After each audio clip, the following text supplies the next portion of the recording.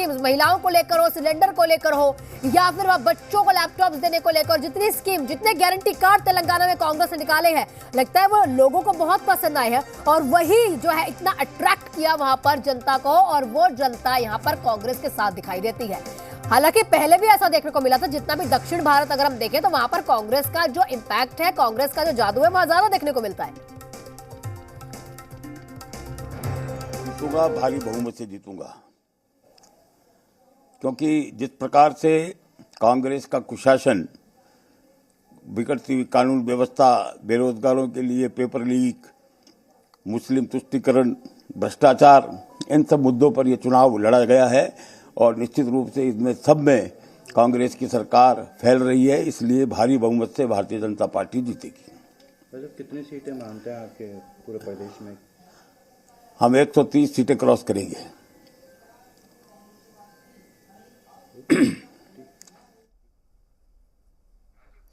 तो आपने भी देखा, लगातार यहां पर कहा जा रहा है कि कांग्रेस की सरकार बनेगी, कहीं पर कहते हैं कि बीजेपी की सरकार बनेगी। बहुत लाजिमी सी बात है, हर एक पार्टी अपनी अपनी जीत का दावा करेगी, लेकिन जो शुरुआती रुझान देखने के बावजूद कई लोग तो ऐसे हैं, कई पार्टी में ऐसे दिग्गज आपको दिखाई देंगे, उन्होंने अभी तक जो है यहाँ पर हार नहीं मानी है। हर जगह ढोल नगाड़े तैयार है, मिठाइयां बंटनी शुरू हो चुकी है, मतलब कि बननी शुरू हो चुकी है।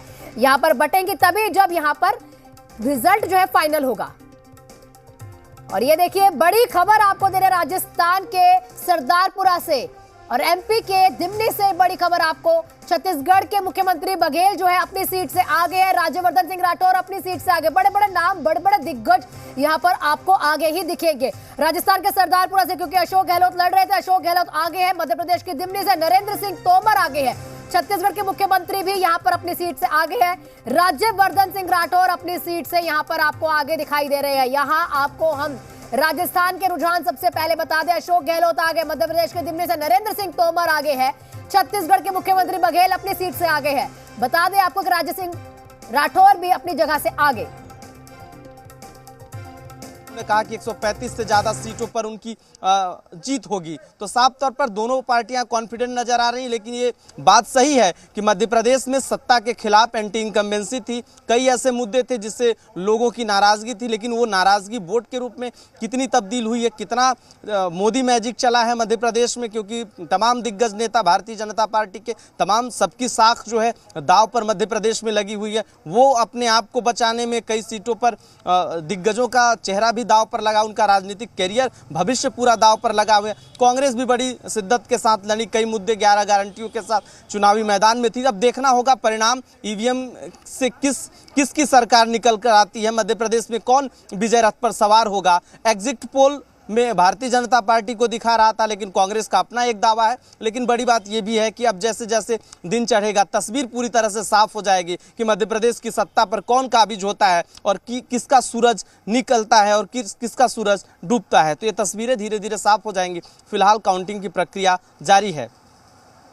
हमारे सहयोगी देखिए तमाम तस्वीरें दिखा रहे हैं, बिल्कुल बता रहे हैं। बेशक हर जगह पे कांटे की टक्कर है, कहीं पर कभी बीजेपी आ गए, कभी कांग्रेस आ गए। तस्वीरें जो है कुछ घंटों में साफ हो जाएगी। लगातार हमारे जो सहयोगी है आपको अपडेट जो है जी मीडिया लगातार सबसे सटीक अपडेट आपको जी मीडिया दे रहा है। यहाँ पर ग्राफिक्स के माध्यम से हम आपको दिखाने की कोशिश कर रहे हैं कि कौन से राज्यों में कौन सी सरकार यहाँ पर बनेगी, या फिर कौन से जो शुरुआती रुझान में कौन सी पार्टी आगे जा रही है। मध्य प्रदेश की देख लीजिए, दाताओं का मन 199 और 1862 कैंडिडेट का जो कह सकते हैं कि भाग्य है, जो ईवीएम में कैद है, वो धीरे धीरे खुलने लगा है। कई विधानसभा सीटों पर 3 राउंड हो चुके हैं, कहीं पर पहला राउंड है वो कंप्लीट हुआ है और कई जगह 4 राउंड भी पूरे हो चुके हैं। तो कुछ जगह बीजेपी बढ़त बनाए हुए हैं राउंडों में, तो कुछ जगह कांग्रेस है वो लीड कर रही है। लेकिन तस्वीर जो धुंधली तस्वीर है, क्योंकि देखिए आज गुलाबी सर्दी है लेकिन राजनीति गर्म है यहाँ पर, और कह सकते हैं कि सुबह 5 बजे से मतगणना कार्मिकों ने मोर्चा संभाले हुए था। जयपुर की यदि हम बात करें तो जयपुर में 19 विधानसभा सीट है, 199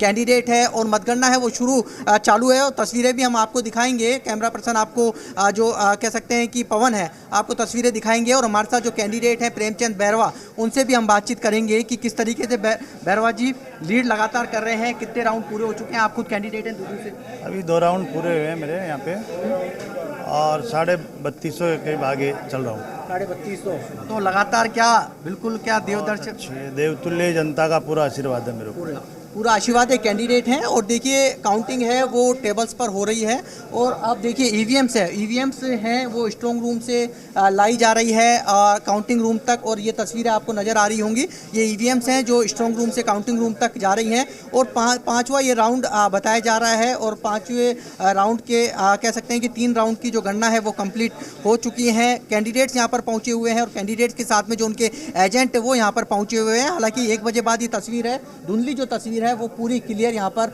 हो जाएगी। यानी कि 2 अलग अलग जो विधानसभा हैं और विधानसभा के अंदर जो काउंटिंग है वो चल रही है और सबसे ज़्यादा जयपुर के अंदर 18 कैंडिडेट हैं जोटवाड़ा विधानसभा क्षेत्र में, जहां पर 23 राउंड के अंदर हो रही है और करीब 18 से 23 राउंड के अंदर ये काउंटिंग कंप्लीट जयपुर के अंदर हो रही है। तो जयपुर के अंदर और राजस्थान के अंदर करीब 199 सीट पर, और क्योंकि 200 विधानसभा सीट है वैसे तो, लेकिन एक सीट श्री करणपुर गुरमीत सिंह कुन्नर जो कांग्रेस कैंडिडेट थे उनके निधन के बाद ये सीट का उपचुनाव है वो स्थगित कर दिए थे और 199 सीट पर ये मतगणना है वो शुरू हो गई है। 25 नवंबर का वो दिन था जब सुबह 7 से शाम को 6 बजे तक मतदाताओं ने लंबी कतारों में लगकर मतदान किया और आज वो दिन है जब जो कैंडिडेट्स हैं और कैंडिडेट्स के साथ में जो मतदाता हैं जो 18 साल से लेकर और 80 प्लस तक के उन्होंने मतदान किया है। यानी कि ये तस्वीर 1 बजे बाद पूरी कंप्लीट हो जाएगी और कंप्लीट होने के साथ में नई सरकार जिसके लिए जो जाजम बिछाया गया था, नई सरकार बनने यहाँ पर करीब 1 से 2 बजे तक ये तस्वीर ये रुझान है कंप्लीट हो जाएंगे कि किसकी सरकार यहाँ बन रही है। जी हमारे सहयोगी जो है राजस्थान की तस्वीरें हम आपको दिखा रहे थे। यहाँ पर देखिए जिस तरह से समय बीत रहा है वैसे वैसे काउंटिंग जो है वो भी आगे बढ़ती जा रही है। यहाँ पर शुरुआती रुझानों में बेशक कोई भी पार्टी आगे हो, लेकिन ये जो शुरुआती रुझान है ये उत्सुकता कम नहीं करते, चाहे कोई भी पीछे रहे कोई भी आगे रहे। बड़ी खबर हम आपको यहाँ पर दे रहे हैं रुझानों में। छत्तीसगढ़ की अगर तस्वीर देखें, यहाँ पर तेलंगाना में कांग्रेस बहुमत के करीब है, मध्य प्रदेश में कांटे की टक्कर दिखाई दे रही है क्योंकि मध्य प्रदेश में लाजिमी सी बात 105 116 है। राजस्थान में भी रुझानों में यहाँ पर देखने को मिल रहा है कि बीजेपी अभी आगे दिखाई दे रही है। फैसले का दिन है, फैसले की ब्रेकिंग हम आपको दिखा रहे हैं। छत्तीसगढ़ में कांग्रेस ने यहां पर बढ़त जो है बनाकर रखी। तेलंगाना में भी कांग्रेस बहुमत के करीब है। मध्य प्रदेश में कांटे की टक्कर, यहां पर 105 116 मध्य प्रदेश में और वहीं पर छत्तीसगढ़ में 90 और 88।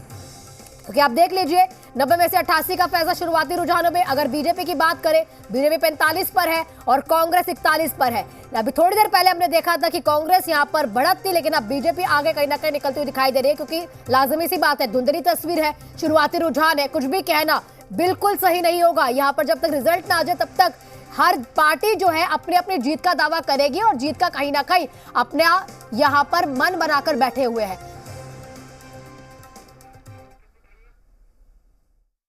ढोल बजाना शुरू कर देना और नगाड़े लेकर नाचना शुरू करना, मुझे लगता है थोड़ी जल्दबाजी है।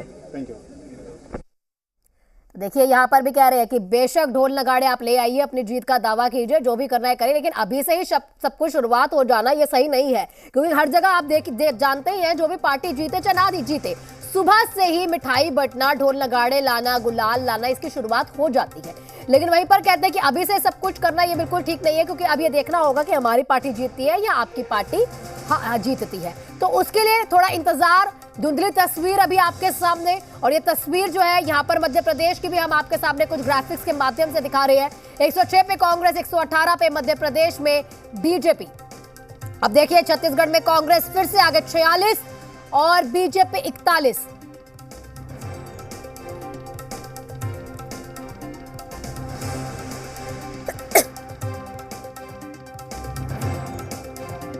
से जो पूर्व मुख्यमंत्री हैं और मध्य प्रदेश कांग्रेस के पीसीसी चीफ हैं वो 1965 वोटों से आगे चल रहे हैं क्योंकि छिंदवाड़ा से जो अभी तक रुझान आए हैं, क्योंकि मध्य प्रदेश में अगर कांग्रेस की सरकार बनती है तो मुख्यमंत्री वही बनेंगे और 2000 वोटों से करीब वो आगे चल रहे हैं। हम पीसीसी कार्यालय में मौजूद हैं और यहाँ की आपको तस्वीरें दिखाने की कोशिश करेंगे कि आप साफ तौर पर देख सकते हैं किस तरह से पीसीसी कार्यालय में हम लोग मौजूद हैं। यहाँ पर गाड़ियाँ एक एक करके लोगों के जो दिग्गज नेता हैं उनकी आनी शुरू हो रही हैं। लगातार जिस तरह से रुझान आ रहे हैं क्योंकि भारतीय जनता पार्टी जो है 94 सीटों पर बढ़त बनाए हुए है, वहीं कांग्रेस की बात करें तो 106 के करीब 106 सीटों पर आगे चल रही है। लेकिन एग्जिट पोल की जो बातें थी वो कांग्रेस मानने को तैयार नहीं थी। लगातार जिस तरह से कांग्रेस भारतीय जनता पार्टी पर हतोत्साहित और प्री एग्जिट पोल का जो आरोप लगा रही थी यही वजह है कि वार रूम में बैठकर कमलनाथ और पीसीसी चीफ कमलनाथ और दिग्विजय सिंह हैं वो लगातार नज़र बनाए हुए हैं, अपने अपने कार्यकर्ता, जिला अध्यक्षों और प्रभारी